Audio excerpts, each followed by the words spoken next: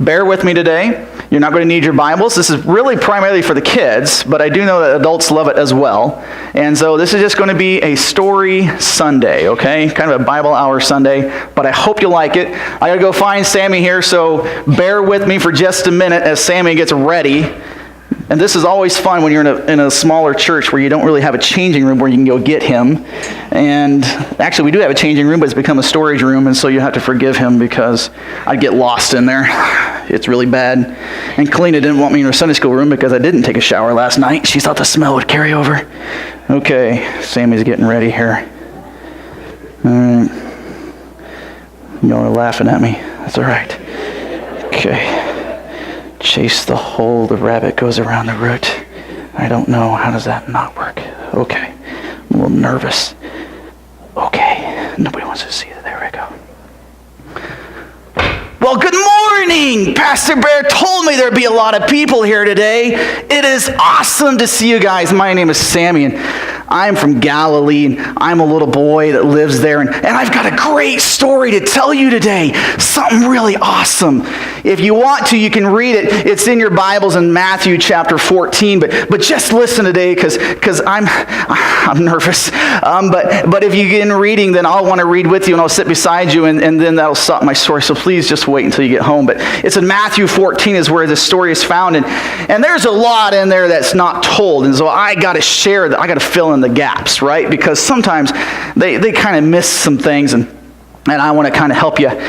My name's Sammy, like I said, and I'm like Pastor Bear. I like to fish, and it began one night. Really, the story of Matthew, they kind of missed some things because really it started the night before when I went fishing.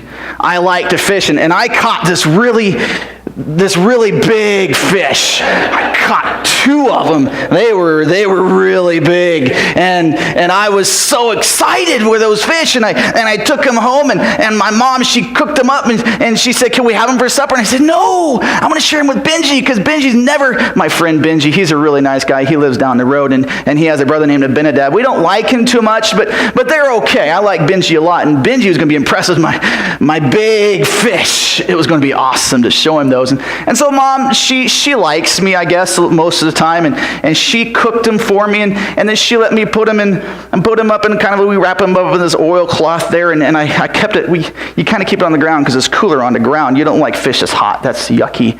But that's okay. That's another story. And so the next day, that was a bad story too, but the next day, I got up in the morning and I was going to go see Benji, and we were going to have a lunch together. I was going to share my 2 big fish. And I come out the door and I saw people walking around. Now you got to understand, we live in a desolate place. You know what desolate means? Desolate means there's not much going on around there, right? You don't have anything happening. You guys say there's not a stoplight in your county. We didn't even know what a stoplight was. There's nothing there, okay? Pastor Bear, he grew up in a little town called Plano, Iowa, which is about 100 people. And the only place, he said that when he was growing up, the only place he could buy anything to eat in town was at a post office. And they had candy bars and pop, and his mom wouldn't let him buy it. He wanted to, but she said no. Well, that's kind of what we were like, except I don't know what a post office is, but that's okay because there was nothing there anyway. There was nothing there, and so I walk out the door, and there's people coming along. And I said, "What are you guys doing? Where's everyone going?" And somebody told me, he said, well, we heard this man is coming today. There's this man that we've heard about, and I'd heard about this man. His name was Jesus, and he was a really cool guy, and he was coming to our area. Why would you come to our area? I don't know, because there's nothing there. But he came. Now, I think in Matthew 14, it says something about him coming to pray and getting away from crowds. Well, we sure fooled him. We showed him a crowd, let me tell you. And so we all got together and we followed this Jesus, and we got up to him, and there he was. And he began teaching us. And he was really interesting. It was really, really good. And he began teaching lots of things. And then he began healing people. Now, healing services, those are exciting. You ever been to one? Okay, never mind. All right. But that's okay. Jesus had one, and it was awesome. And he began healing people. I felt really bad because, we have school in our area. We're not that desolate. We have school, right? And it was the weekend, and school was getting ready to kick back in, and one of my friends was excited because he was sick, and he couldn't go to school. And then his mom took him by his ear to Jesus, and he got better, and now he had to go to school. I kind of laughed a little bit, but that was kind of fun. That's what Jesus was doing. He was healing the sick and making them better and taking their broken bones and mending them. And if they were really, really sick, he was making them better too. And it was awesome. I'd never seen anything like that. I'm just a little boy. I'd never seen that before. And I thought, man, who is this guy that he can do that? I'd never seen that before. And this man, Jesus, he was healing people. And that was awesome for me to see. But that's not the best part of the story. The best part of the story kind of happened as the day goes on and people are listening to him talk and he's teaching and he's awesome to listen to. And boy, you could just tell he loved people. And I was getting hungry because I'm a boy. Boys are always hungry, right? And I had my lunch with me and I look around and there's a lot of people there. I mean, there was a lot of people. And in fact, if you read your Bible, it says there was 5,000 men. Well, there was a lot of boys and a lot of little girls and a lot of their mamas on top of that, right? And so there was like 15, 20,000 people. This is like a Nebraska football game. There were some people there. It was exciting. But nobody had their lunch except for me because I'm smart. Let it be known. I'm a smart boy. So I sat down on my little rock. I found a rock there and I sat down and I was pulling out my lunch and I look up and I see one of the disciples was leaning over and talking to Jesus, but he was looking at my lunch.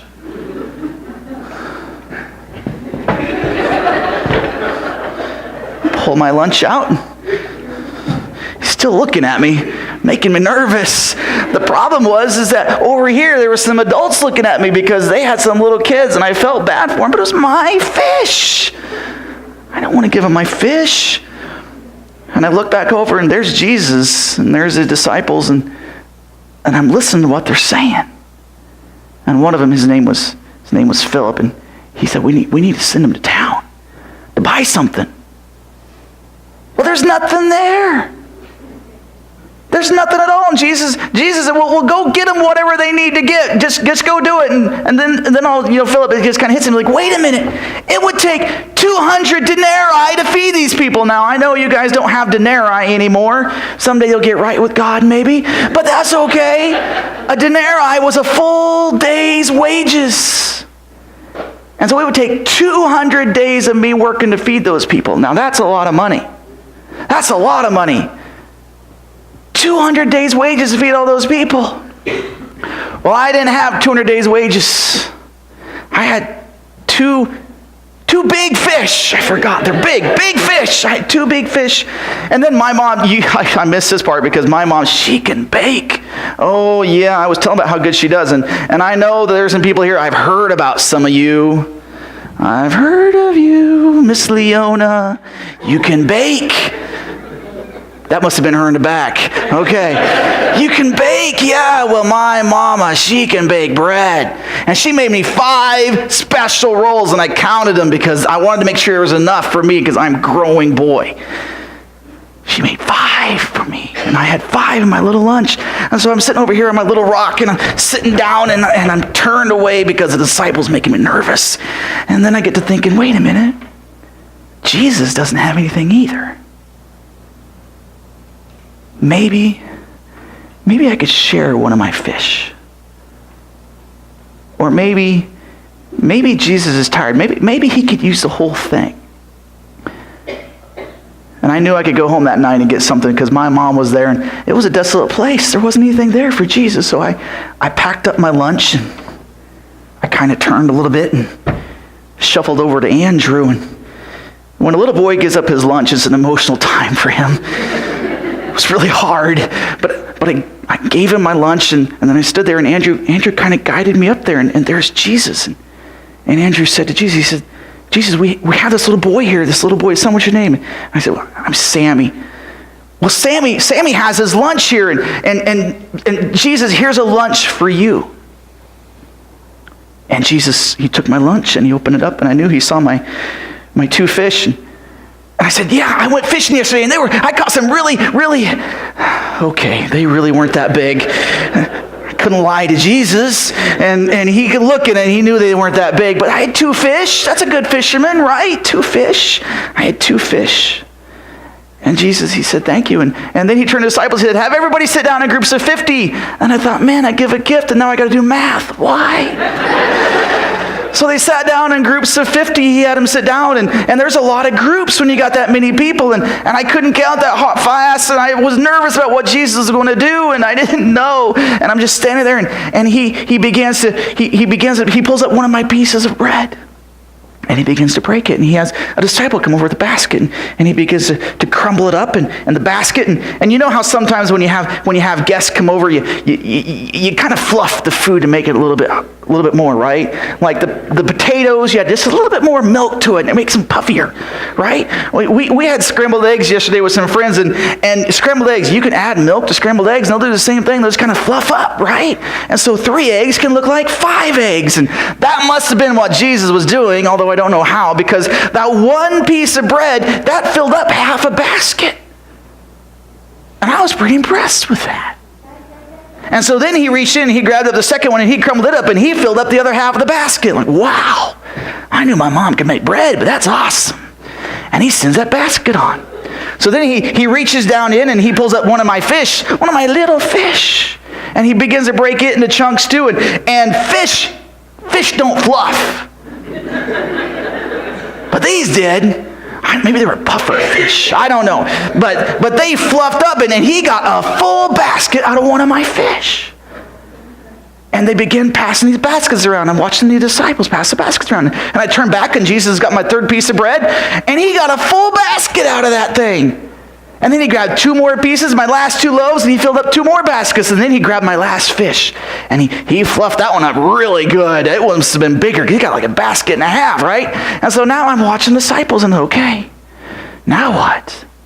There's going to be some unhappy people if you're sitting in the back, right? This isn't going to be good. And I'm still hungry. And I'm watching the disciples, and I see something in the corner of my eye, and I turn, and Jesus has another piece of bread. Now, I'm only 8, but I know how to count. 1, 2.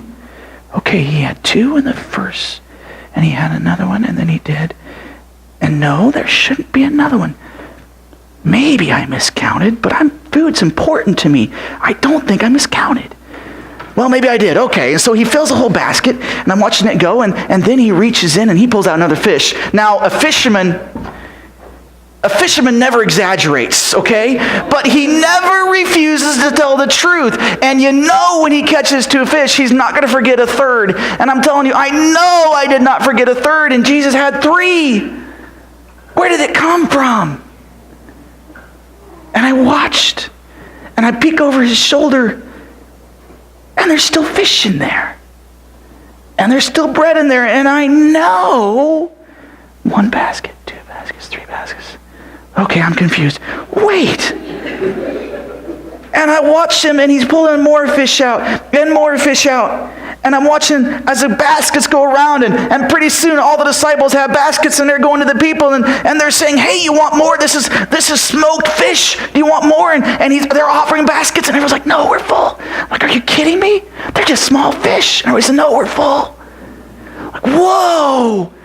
And all the disciples, all 12 of them had baskets. And I got to eat. Whoa, did I get to eat? It was awesome. My 2 fish, my 5 pieces of bread. Jesus took them and he did a miracle right in front of me. And I had never, ever seen anything like that before. And I was part of it. Just by giving Jesus something little, he made something big out of it. That was awesome. That's a big word for a little boy from Galilee to use. Awesome. Took me a while to lose my accent on that one. That's okay. I saw Jesus do this, and I thought, what kind of person is this? What kind of person can do this? Everybody went home. They went home full. I went home full. I got the leftovers and I took them home. I didn't know what I was going to do with them. There's 12 baskets. What do you do with 12 baskets of fish when you're just a little boy?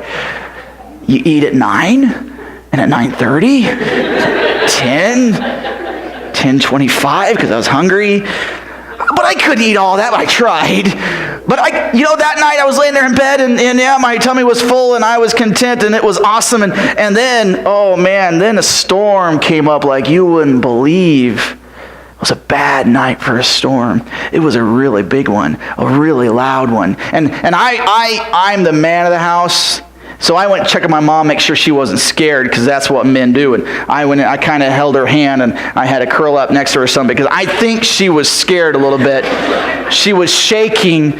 Now, she was shaking with a smile on her face. No, I'm sure she was scared. And so I just went in just to reassure her that I've got this under control, right? And so I'm laying there next to my mom, and she's still shaking a little bit, so I know she's still nervous. And then it's just the storm stops. Right in the middle of the night. It was violent, and it was loud, and then boom, it's gone. Like, whoa, I'd never seen that before. And I go outside, and there's no clouds in the sky. What just happened?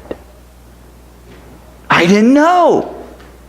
Well, the next morning I get up and I go run and I'm trying to find Benji and Abinadab and I go looking for him and I find Benji. I said, Benji, guess what happened yesterday?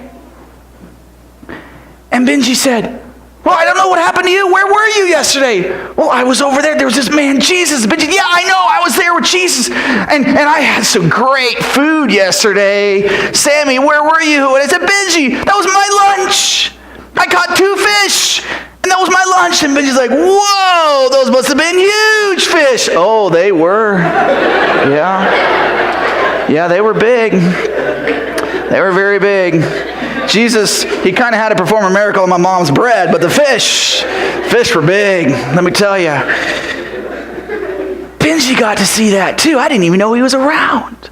And Benji got to see that too. I said, wasn't that cool? I mean, yeah, that was awesome. And then Benji said, hey, did you hear what happened last night? I said, no, last night I was kind of helping my mom. She was a little nervous last night in that storm. And I was kind of helping her reassure her a little bit. Benji's like, well, the storm, that was the awesome part. And I said, awesome? That was a bad storm. He said, well, here's what happened. See, I was down at the docks this morning and the fishermen, they were talking about this. You see, Jesus, when everybody left last night, he sent his disciples across the sea. And I said, whoa, across the sea? That must have been really bad in the storm last night because our sea is really, really violent. You got to understand. That little Sea of Galilee, that is a very violent sea when it gets storms on it. And Benji said, yeah, and the disciples, they were going across there, and the wind came up, and the waves came up, and the lightning, and all that stuff, and they were terrified. They thought they were going to sink. I said, yeah, no kidding. I bet. Well, then Benji said, what? He said, you know what happened? As they were there in the boat, they looked up, and they saw something coming across the water. And I said, walking across the water? Yeah, they were walking across the water. It was something walking across the water. And I said, well, what was it? Benji said, well, they thought it was a ghost. A ghost? There are no such thing as ghosts. Why do grown men think of ghosts? I don't know. Apparently they thought it was a ghost. I thought these guys were over that. Probably believe in Santa Claus. It's okay. Ghosts. He thought it was a ghost. And then that ghost cried out. Says, don't be afraid, it's me. And it was Jesus. That same Jesus that healed people, that taught people, that stretched my fish into huge proportions and the bread and all that stuff, and that same Jesus walking on the water that very night. And Peter, he's kind of the loud one. He's a little gruff and rough and tough and all those other things. And Peter said, Jesus, if it's you, let me come to you. And Jesus called out, come. And so Peter got out of the boat, and I turned to Benji, whoa, Peter? Peter got out of the boat? Peter's a big guy.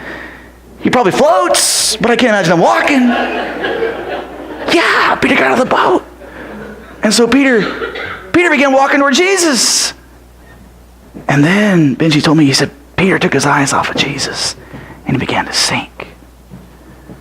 And then he cried out to Jesus, Jesus, save me, Lord, save me. And Jesus reached down with his hand and grabbed a hold of Peter, pulled him up, and took Peter with him back to the boat. And as soon as they got in the boat, the storm stopped. Oh, Benji, yeah, I remember that. It was early in the morning and just boom, the storm was gone. I remember that. That's what happened. He said, yeah, that's what happened. Jesus stopped the storm. And I stood there and I said, Benji, what kind of man is this? He can heal people. He can teach like nobody I've ever heard. He can do miracles. He can walk on water and he can make the storm stop. What kind of man is he? Who is this man? And Benji said, well, that's the great part, because the disciples, right at the end of that, they said, surely this is the Son of God. Now, I don't know what you guys think, but as a little boy, I've been taught ever since I was small that someday the Messiah was going to come. Someday God's Son was going to come, and apparently he was there. I got to see the Son of God. And I know that you weren't there, and so this doesn't mean anything to you, but let me tell you as a first-hand witness, this was exciting for us. See, Jesus was a person, yes. He was a man, but he was the Son of God. And I don't know what's going on in your life today. I don't know. I'm just a little boy, and all I think about is food at 10 o'clock and 10:15. But from that point on, I thought about Jesus. What can this Jesus do for me? And as I grew up, that same Jesus, I was listening to what others were saying. That same Jesus, he ended up dying on the cross for me. Little Sammy. And he's just there on the cross, he's saying, Father, forgive them, for they don't know what they do. That's me, little Sammy. The same Jesus who has the power to heal, who has the power to break bread and stretch it and fish and walk on water and stop the storms, that same Jesus has power to forgive me for my sins.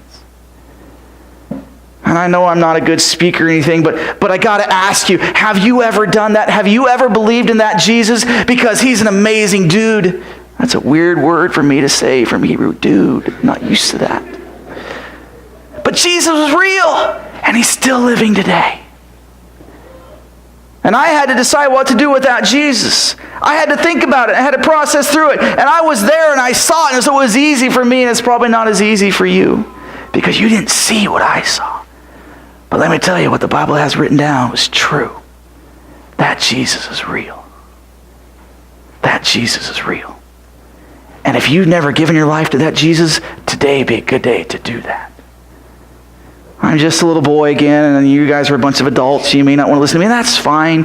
But let me tell you, Jesus can do everything he says he can do. And he can do some things he's never even said he can do. Because that's amazing. And that's my Jesus. And I hope that's your Jesus. The ladies are going to come forward here, and I'm going to go back and get Pastor Bear, and they're going to sing a song. But if you want that to be your Jesus today, then you come on up too. And I know Pastor Barry will talk to you, and you can make that Jesus your Jesus. Thank you for letting me tell this story. I appreciate being here. And I'll see you guys next time. Sometime I'll be back, okay? I hope that's a good thing. I'm just a little boy. Thank you. Have a good week.